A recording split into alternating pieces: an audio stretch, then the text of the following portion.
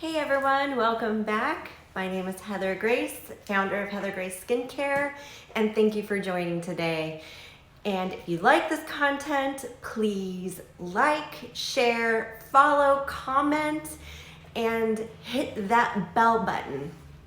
Also, if you want to purchase any of the products, go to heathergraceskincare.com and enter YT10 at checkout and receive 10% off your entire first order.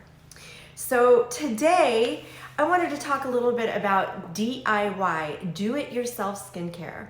It's a huge trend that's been going around for, well, many years now. And you can find lots of ideas on Pinterest on DIY.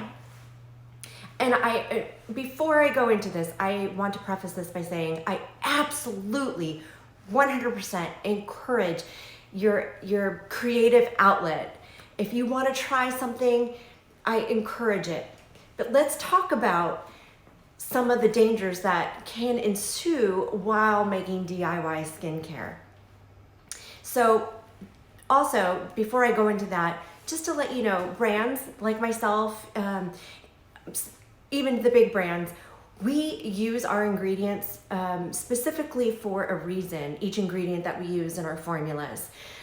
We follow specific guidelines in creating our formulas and creating our products, as well as holding strict guidelines to cleanliness and sanitization.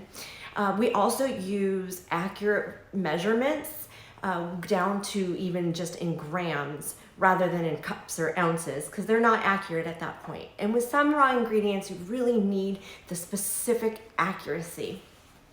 So that's just a little backstory of why we do what we do.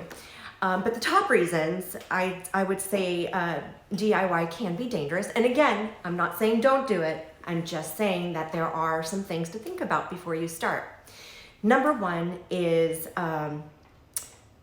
preservation. If you were going to be making a product, even a sugar scrub that you just throw sugar and oils and essential oils into, that's great. But think about this.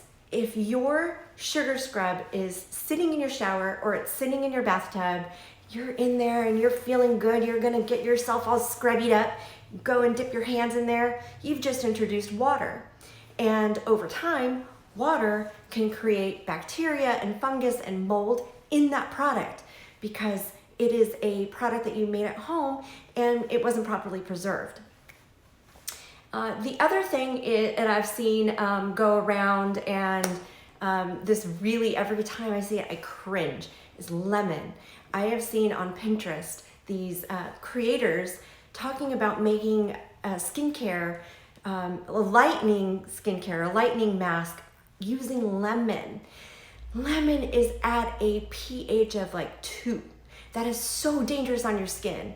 So our skin is naturally at about a 4.5 to 5.5, 7 being neutral on the scale. So we are naturally a little more acidic, but putting that much acid on your skin without any kind of buffering ingredient is going to just burn your skin. So don't do it. Just don't do it. Not good. The other one is cinnamon. And again, it's the same thing. It can burn your skin. So unless you are using a buffering agent that will protect your skin against the capsaicins that's in the cinnamon, then don't do it. And again, poorly preserved products. So I just mentioned about the sugar scrub, but another one is lotion. There's a lot of DIY lotions out there. And again, lotions are usually made with water. If you have any product that is made with water, it must be properly preserved. And I see things out there about using vitamin E or grapefruit seed extract as a preservative. They're not preservatives. What those are antioxidants. Those will help extend the shelf life of your oils from going rancid, but it will not extend or protect your product from yeast, mold, bacteria, E. coli, staph, all the yucky stuff that you do not want in your system or on your skin. So another DIY hack or formula, if you will, that I have seen on Pinterest is using fruit powders to color a lip balm. So you can get a tinted lip balm or a tinted blush. So the problem with that is, take for example, and I've seen this often, cranberry seed powder or cranberry seed powder. And there are formulas, there are recipes to create a tinted lip balm.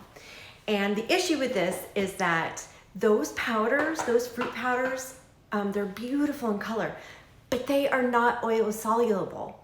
They will not tint your lip balm. What will happen is it will create a very beautiful color at first, but because it does not allow to combine with the oils, the color will disappear and you will just be left with little pink or red flakes that don't really do anything. So these types of powders, they are water soluble. So you would have to use a formula that includes water. And typically lip balms are not made with water. They are made with waxes and butters. So anyway, in conclusion, you may have a lot of questions, maybe you don't, but if you do, go ahead and drop a comment. Let me know your thoughts on this. Let me know if there's something else that you would like another DIY project that you've seen with regards to skincare, and you would like to know what my thoughts are on them. Drop a comment. And also like, share, subscribe, and receive 10% off your first order with Heather Gray Skincare, heathergrayskincare.com. And the discount code is YT10, so like YouTube 10. And also, what else would you like me to talk about? Leave them in the comments, and I will see you next time. Thanks for joining. Bye.